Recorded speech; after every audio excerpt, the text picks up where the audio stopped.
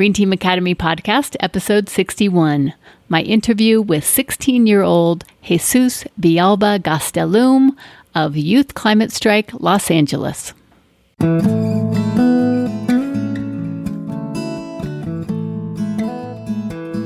Hey, are you ready to make a positive impact for the planet? If so, then you're in the right place. My name is Joan Gregerson, and I am an eco-nut. Thanks for joining me today, and don't forget to head over to the greenteamacademy.com website to pick up plenty of other resources to help you on your way.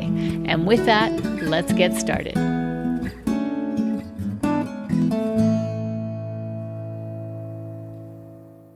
Hey there, Green Team. Welcome back to the Green Team Academy podcast. And I am so excited because I'm really excited to see what is going to go down with the September 20th global climate strike. And so I reached out to the organizers and said, I want to talk to somebody who is organizing a youth climate strike. And I'm so excited because I found Jesus Villalba Gastelum, and he is one of the organizers of the Youth Climate Strike Los Angeles. So without further ado, let's just jump right in. And Jesus, thanks so much for joining. And I just want to start with asking you, how the heck did you, as a young person, there's so many things that you could be concentrating on that I'm sure are very valuable, but I'm just so curious, how did you get involved in planning the youth climate strike? Yeah, so first of all, thank you for having me on. So that's always pretty exciting to make sure that everyone gets to hear the amazing stuff that's going on, not just in LA, but worldwide at this point. On my note, I'm a high school student, so I'm 16. I'm just starting senior year. But I started climate organizing back in February, so pretty recently. I'm still fairly new to the activist scene, so I feel like I'm still pretty relatable to a lot of the people trying to jump on. I started when I joined my marine bio class. I started paying a bit more attention to what was going on in terms of the polar bears, right, and the penguins and deforestation. But it really became very personal as we got closer to the end of the class, just because we started learning about other things. And at first, I started to look up a lot more than what our teacher was talking about. And I came into this rabbit hole of climate injustice, right? And so if you can't tell by my names already, I'm Latino. So I'm part of the brown kid population in LA. I'm actually my parents are actually still applying for refugee status, and I came to this country when I was 3. And as I started learning more about climate injustice, I realized that these were things that we were part of and that we were being directly affected by. And so it was really a moral responsibility to try to fix what was going on. Really, this is something that's very close to me, and that's why I decided to start organizing. I'm so glad that you said that because, for everybody who's listening, did you hear what Jesus just said? Is that he really just got into this in February of 2019. So that is 7 months ago. And he's now one of the organizers of the Youth Climate Strike Los Angeles. And this is what I see over and over again, is that if you want to be a leader, then be a leader. Just take that first action. And so the other thing that when we were kind of chatting back and forth by email, Jesus, you had also said there's something particular in your culture about the responsibility that you feel. And I thought that was interesting. So tell me a little bit about that. Yeah. So I try to not be as depressive as possible just because of the situation in the country. But in Latino culture, especially in the part of the country where I'm from, which is Sinaloa in Mexico, it's a very customary, right? Men in our family don't have a very long lifespan, unfortunately. And so when the male figure is compromised or they're no longer with us, it's customary, right, for the next of kin to take care of the rest of the family when the head of the figure, which is usually the father, when they're gone. So as an older brother, it's kind of my job that when my father is gone to take care of not only my younger siblings, but also of my mother. And so that's kind of been pretty ingrained to me from like when I was born. They're like, yeah, you're going to be like the next of kin and stuff like that. So I've pretty much been always centered around how can I take care of my mom and how can I take care of my younger brothers, the youngest of which is currently actually 4, just turned 4. And he has autism as well. So there's definitely a bit that we're trying to take care of in that sense. Yeah. Well, and I love how every person has their own perspective of what it means to be responsible in the world and in your family. And so that idea that as one of the eldest, that you would then be responsible for your younger brothers, for your mom, and seeing everything in that light. Okay, so let's talk about the climate strike and how you started getting people together, because another thing I hear a lot is people say to me, well, I'm so passionate about this, but no one cares. And we know that that's not true, but we do know that sometimes it's hard to get people together. So how did you find other people that cared about it, and what did your team start working on? So fun fact, Youth Climate Strike LA started like on the 28th of February. And we had basically 15 days to plan for March 15th, which was the first global strike that LA participated in. And I think in mid-February, I was looking at where I could sign up to Climate Strike for March 15th, and there was no place to sign up, and that was mortifying. So immediately I set up pages, and I was messaging anywhere and everywhere, commenting on videos, on articles and everything. And so the way that Youth Climate Strike is set up is that we have like different tiers of organizers, starting with local organizers, which is what I am in LA. And then we have state organizers, which work towards coordinating people across the state into different areas so that we can make sure that things happen. And so since I was so vocal, I stumbled across 3 other people at the time. And so we met in a little cafe in South Pasadena. And that's really where we got started. And literally just like 4 people, 2 of which never really knew like the true extent of climate change until they started organizing, really got together. And now we're a team of like 12. Some people are like on and off because we're students. So it's kind of hard to gauge like the true number of organizers. But there are just so many people involved, and some of them just reach out on our Instagram page and they're like, how can I organize? And then they're organizers. Or there are people who don't have time to organize, right? Because they're students, and we shouldn't have to be doing this in the first place. But they're like, how can I help? And so they become ambassadors as well, which we have 20 of right now. And so what they do also is they help bring people to the strikes and share information.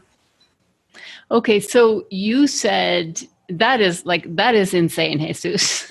You said that you guys your crew of 4 in less than 3 weeks, like 15 days or something, that you organized that first strike. Yeah. So that's so cool. And sometimes I think that's the other thing too, is when we plan small things, you can't get anybody interested. If you think too small, you can't find people. But if you plan something big, as you're seeing, that now you've got a dozen people more or less kind of on and off, as you said, on your coordinating crew, and then the ambassadors. And yeah, so let's go ahead and talk about what are you planning for September 20th? Yeah, so across the country, and I think you might be aware of this, or the people listening might be aware, but we met last weekend in Iowa, in Boone, Iowa specifically. Everyone knows Boone. So we met there to have a conversation on what we want nationally, what we want the strikes to look like. But in LA particularly, we're going to be having basically like the general structure of the strikes that we have, which for those of y'all who don't know the usual, it's essentially our programming, which is music, right, from local artists, as well as what is speakers, right? So in our climate strikes, we work on trying to make sure that those who are not elevated are elevated, to make sure that they can speak and that they can speak for themselves. Because a lot of the times as allies, we end up speaking for people instead of letting them speak. So that's part of what we do, right? We have speakers from different backgrounds. We have people who are climate refugees. We have people who have been affected by the coal and by the oil infrastructure that we have in Los Angeles. So right now we have something that's called community drilling. So basically you have like a big oil well across the street from a little girl's bedroom, and that's not an ideal place to live in. So definitely we have people from these experiences and from these backgrounds come and speak. And during that event, we also have a march, which is usually from LA City Hall to a place of significance. But this time around, we'll be basing ourselves in Pershing Square, which is, it's not particularly significant in terms of like symbolism, but that's where we're going to be basing off of this time around to make sure that we have enough room for people, right? So that everything is safe. But we will be marching to LA City Hall. We'll be passing by Grand Central Market, the Department of Water and Power, the Metropolitan Detention Center, which is currently basically at a concentration camp as well. So that's more or less what it's going to look like. Speakers, music, food, fun, solidarity, and everything all around. And we're very excited since we're working with so many different organizations, not just Youth Climate Strike, this time around to make sure that it happens. That's very cool. And so you were saying that there is, so the organizing group in Iowa, what organization kind of leads that, or are there many partners that are pulling that together? We're pulling that together. So right now, the movement that's been going on in LA and across the country has been youth-led, like this new surge of movement, because we all know that this fight has been going on for more than 40 years. But this new wave has been mostly youth-led. And so together we formed what's called the Future Coalition, which is a group of so many different organizations that are youth-led. You have US Youth Climate Strike, which Youth Climate Strike LA is a part of. We have the Sunrise Movement. We have This Is 0 Hour. We have so many other different organizations that either are in affiliation or under the umbrella for the Future Coalition, which together heads the Youth Climate Strike Coalition. And so that's kind of where we get together to get ideas from these different movements to make sure that we're all moving in the same direction. And so the meeting in Iowa was a coagulation of different organizations, right, from different parts of the country. I believe it was 37 states that were represented, but we also had people from the US Virgin Islands and Puerto Rico there representing as well. Wow, that's great. And I think that's really helpful too, to kind of break down some of the structure so that people know, if they're listening to this and they want to jump in, that they know what some of those organizations would be. So I wanted to ask you about this too, I think it's a little bit complicated. For me, myself, I feel like I've been working on environmental stuff my whole life and feel like a lot of the things that we were focused on, like the technology, we were missing the community aspect of it. And now that I know, oh man, if you don't build a community or, have that community weaving, however you want to say it, that really anything that you try can fail. And if you do have a strong community, if people are able to work together, then anything that you try is going to be stronger. So I feel I don't want to make it like, okay, youth, we couldn't figure it out. Here, you guys take over. Sorry. So I don't want to be that person, but I also want to know what would you recommend? What is the best role that allies can play, especially for this youth climate strike, to be supporting youth, but as you said, not kind of overreaching in any way. Yeah. So like again, kind of like the reason why there's been like a lot of focus in terms of like youth organizing is because of the fact that we're fighting for the future, right? These like past 40 years, people have been fighting for the future, but they don't really let the future have a voice.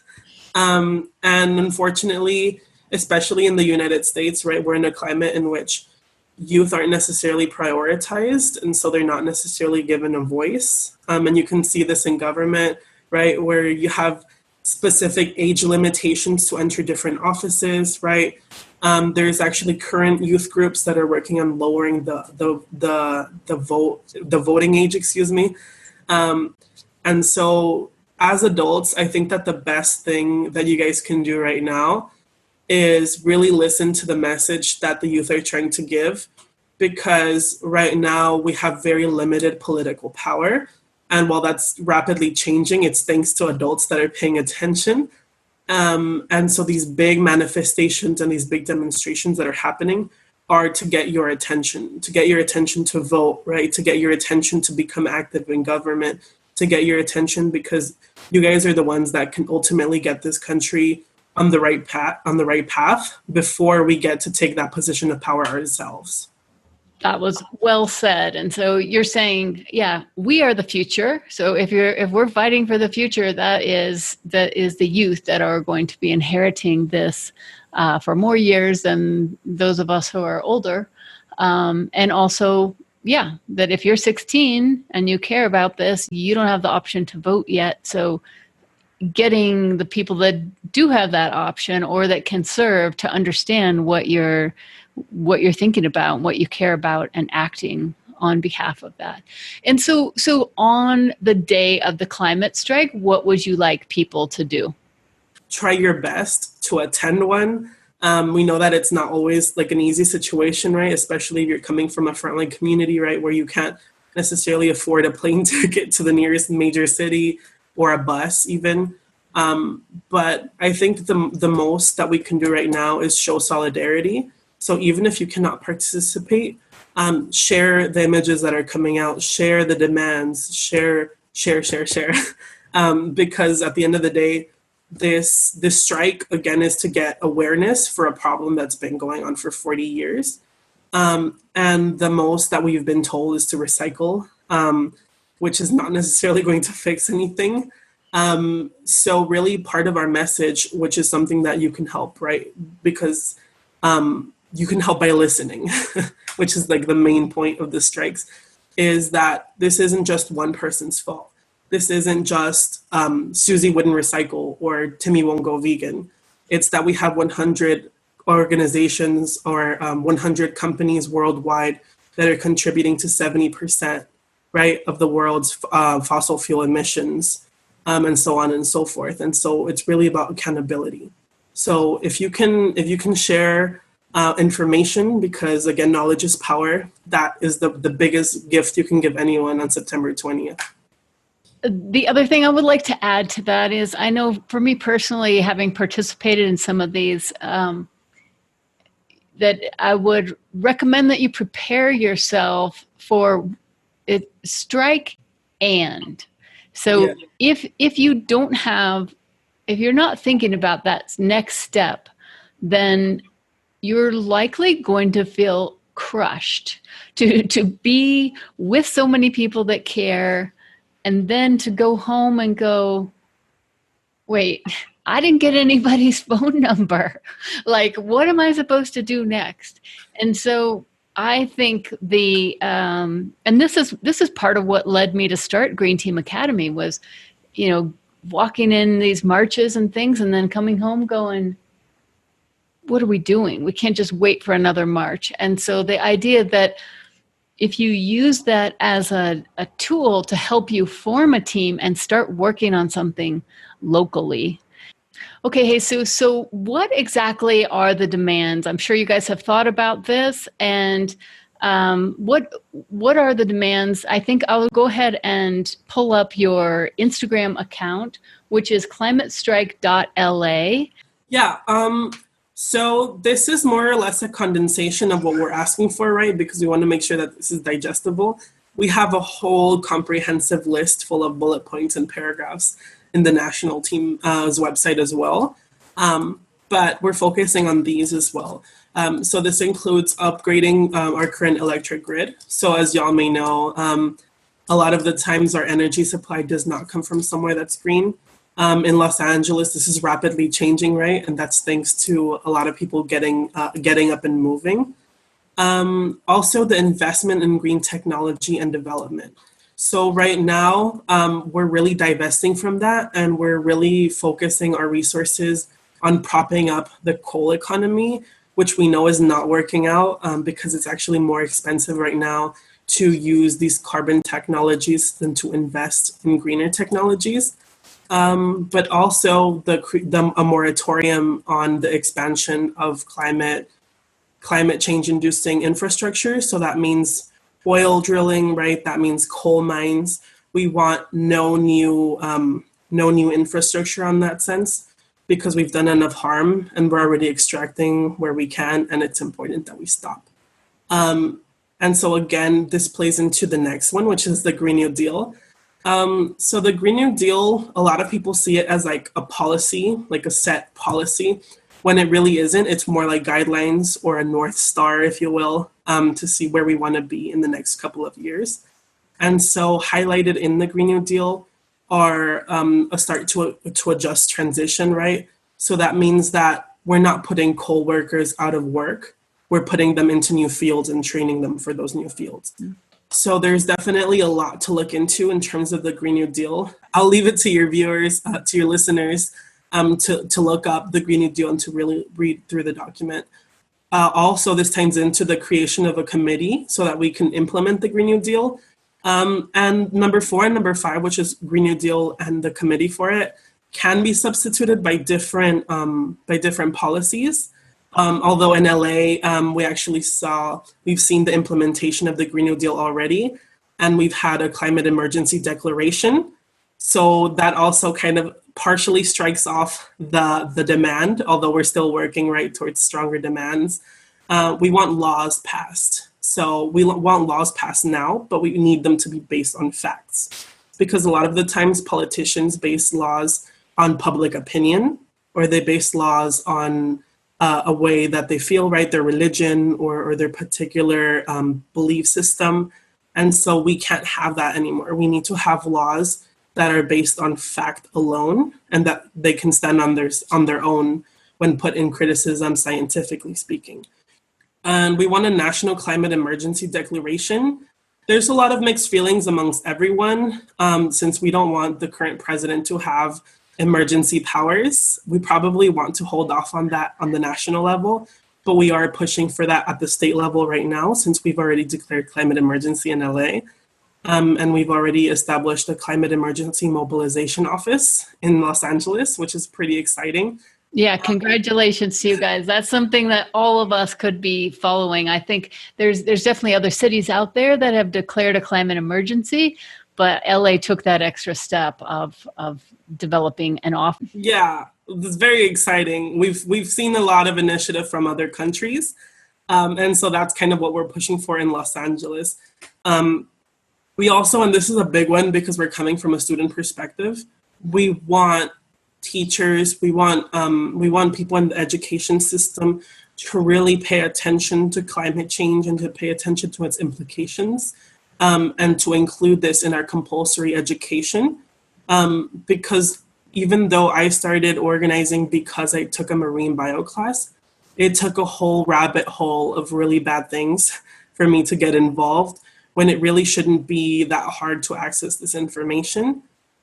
This information is very critical. There are studies that are saying that we might see the last humans by 2050. And this is very urgent information that is not being taught in schools. And so a big part of why there is a lot of indifference in this country is because there's not enough education going around. In your marine bio class, you happened on some of these things as kind of a side note. Yeah, it's but it could have been totally missed, and that you had to go pursue this, and then one thing led to the other. So let's get this climate change and climate justice implications.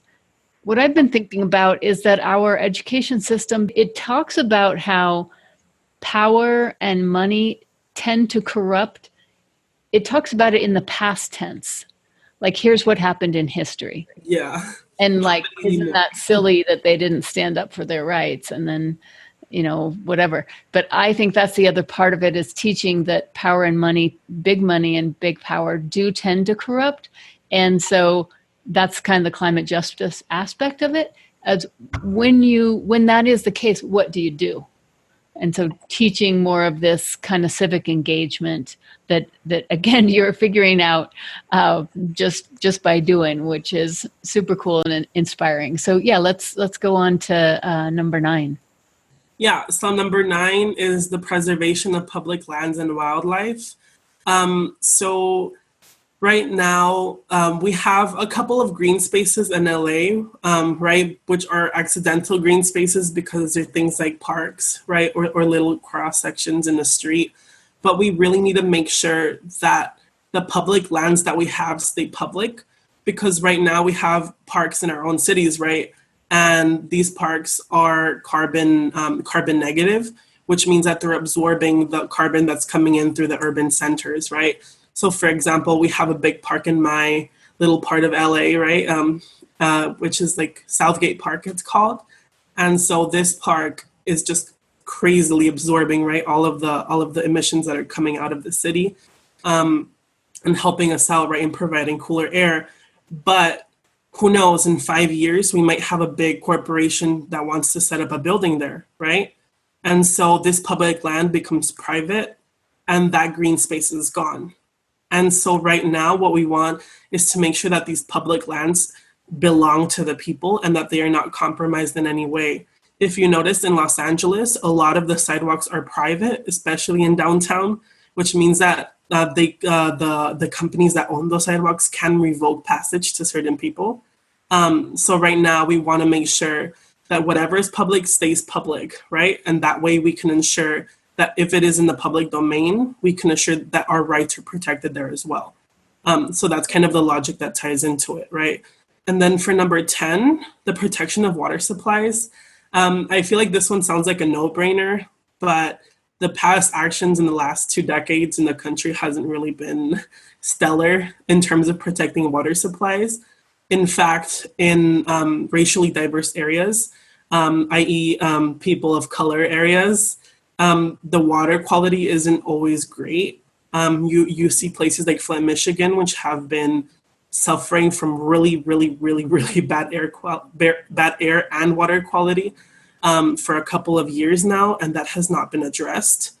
In fact, here in Los Angeles, we actually shut down water supplies when they are higher than 15 parts per million lead. And so right now we have schools that are operating on 14.9 parts per million of lead, and we're giving that to kids in schools. But if you go towards the west side of the city, where the rich people are, right, in Malibu and in Santa Monica, that number climbs down to 0.03 parts per million in lead. And so that ties into the climate justice aspect, where not everyone is getting clean water, and we've got to make sure that moving forward, we ensure that everyone has clean water no matter what, which is definitely a big problem in California right now, as you could imagine. Yeah. Well, and I like too how it's the youth climate strike, but you're looking holistically at what people need to have a healthy future, and to, like you said, the kids in Flint that have been had lead in their water supply and have learning difficulties, from a very young age. That's looping back to your initial thing of how do we be responsible to our families and to our communities. And we one of the first podcasts I did is don't be naive.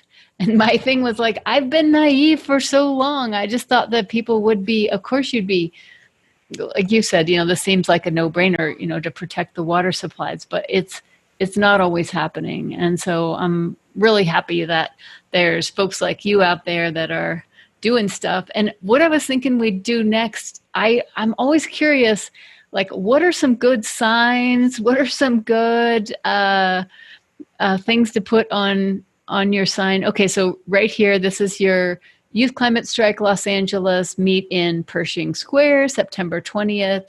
That's very cool. But I saw some of these signs from some of these others, like "Don't burn our future." That's a good one. Apathy is destruction. This is what we're saying. Exactly. And planet over profit. Hot mess. Yeah, the strikers that come out to our strikes are super creative. What a lot of climate strikers do is at home they make their signs and they come over, right? Because again, this is like 100% grassroots. Mm-hmm. Everyone brings their sign and it's pretty cool. And if they want to, they leave it and then we'll bring it back again. And if anyone forgot their sign, then we can use it, right? You're recycling. Yeah, exactly. It won't go to waste. Awesome. So, Jesus, if people are interested in connecting with you guys, with your crew, and I wanted to mention something you had said earlier, those ambassadors, there's one ambassador in every single high school. So if you're in LA, you're wondering who to reach out to, then you can find an ambassador there. But what are some of the places that you would send people if they want to connect with you and find out more? Yeah, so I can speak pretty much on LA right now. So what you can do is, and I think this is the beautiful part of our generation, I think we're pretty accessible. So if you pull up our Instagram page, you can just send a direct message, right? A DM, and just be like, hey, I want to get involved. How can I do it? Or if not, right, you can definitely just reach out to us through the email that we provide in the page, which is Youth Climate Strike Los Angeles, all full words, and then @gmail.com. And we also have, you can contact us there, right? A lot of people have told us, hey, I'm very interested in performing my song. Or, hey, I want to read out this poem that I put together. Or, hey, I want to speak and I have this speech. And that's really sometimes how we get to know organizers, right? Someone reached out to us from El Segundo and he was like, hey, I really like taking pictures, right? I'm really good with art. Can I join? And that later became the person who does our graphics now. So that's definitely, I think, the most accessible way to reach out to us and see how you can become involved. We're actually right now looking into getting more ambassadors as well, which you can find in one of our posts. It talks a bit about the ambassador initiative. And there's a link there on or on our bio as well. There's a link that you can click and it sends you to apply for it. And it's really not much commitment in terms of like planning or logistics. The only thing really that an ambassador needs to do, right, is to share the information with their school. And they also have a degree of input when it comes to decision making.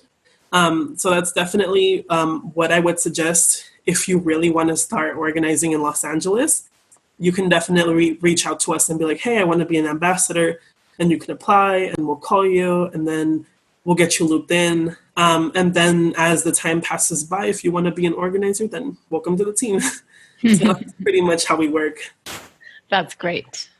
And yeah, and remember everybody that Jesus said that he started on this around February. So we're not even talking 9 months and he's on his March 15th, we keep in mind, we spent 3 weeks planning. We got 1,000 kids outside of Los Angeles City Hall. Wow. Yeah, it was a big one. And then again, in May 24th, we had, I believe, 800 children. And we took the streets this time. We got a permit, obviously, but we took the streets and marched from Pershing Square to LA City Hall. And then again, this time around, we're working on taking the streets again, right? We're working on the permitting process. But that's more or less what we've been up to. And then we also have strikes every other once a month, so every second Friday of the month, except for this month. So except for September, because it's September 20th, and so we need all hands on deck. So that's the only one we're missing. And so when you do your second Friday, your monthly school strikes, where do you go? We tend to meet in LA City Hall in the South Lawn. It has a lot of shade and there's a lot of trees. The monthly strikes are more or less like in the pattern of the big strikes, where we have speakers and music and a march and speakers and music, just with a bit less people, and just it's people who have a bit more time and that want to remember and remind the people behind the walls, right, that we're protesting in front of, that we're still watching, and that because all of the people that work within City Hall have to pass in front of our demonstration to get in. So we remind them, right, that we're watching and that we're paying attention, and that if there's something that we want to fight for, right, there's a bill or there's a proposition or a motion, that we will be there fighting for it, and we will be in those hallways knocking on doors too. This is really an amazing thing, because a lot of this traces back to Greta Thunberg in Sweden starting that school climate strike, which was just started, I believe, in August 2018. And I know that the numbers for the May climate strike were 1.4 million young people that left school, and in something like 120 countries. So this is pretty exciting stuff. And so the other thing is, for anybody that's listening and thinking of doing the climate strike, that remember to head to greenteamacademy.com and get all the different free resources that I have there about how to start a team. So if you do that climate strike and then you come back and feel like, what are we doing? Then go there. I have in the Green Team Essentials, it's the 12 common Green Team mistakes and how to avoid them. And there's, the 60 some episodes on the podcast where you can listen to other folks that have started. And I have a free training, how to transform yourself and our world before it's too damn late. So there's plenty. Once I think the strike, it really gets people motivated, but be planning on what you're going to do next as you go forward. And so with that, is there anything else that you wanted to add, Jesus? Your favorite motto, your words of wisdom as we sign off here? Yeah, okay. So adding on the note, right, that anyone can really step up and do what has to be done, because no one's really going to do it if you don't. It takes a lot of ordinary people to make something extraordinary. So even if you don't feel like you're the next MLK, right, or the next Oprah, there's definitely something that you can contribute and that you can add to, because it wasn't just a leader. It was so many hundreds of thousands of people behind that leader that worked towards making things happen.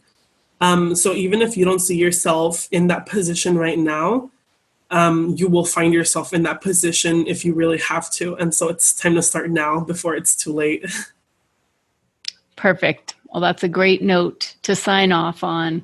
And I think, you might even be thinking, well, I don't even know what to do. But as Jesus was saying, if you're a musician, or if you're an artist, or any skill or interest that you have, you can step up and bring that to the table and help out. If you're a graphic designer, or you know how to do spreadsheets, those are skills that you can be, as Jesus was saying, I love that. That's beautiful. To have something extraordinary happen, it takes a lot of ordinary people doing ordinary things to pull it together.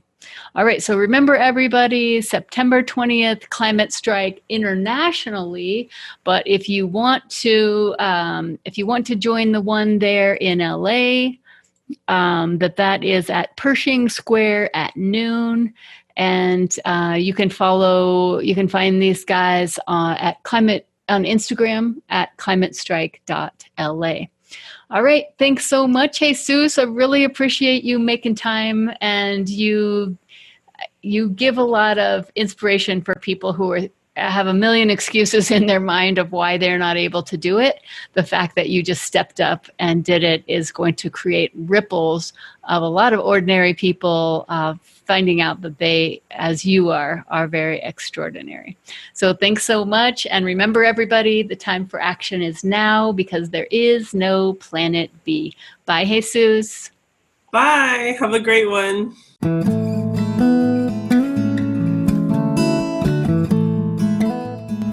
Well, that's it for another episode of the Green Team Academy podcast. Remember to check out all the resources to help you make a positive eco impact in your community at greenteamacademy.com.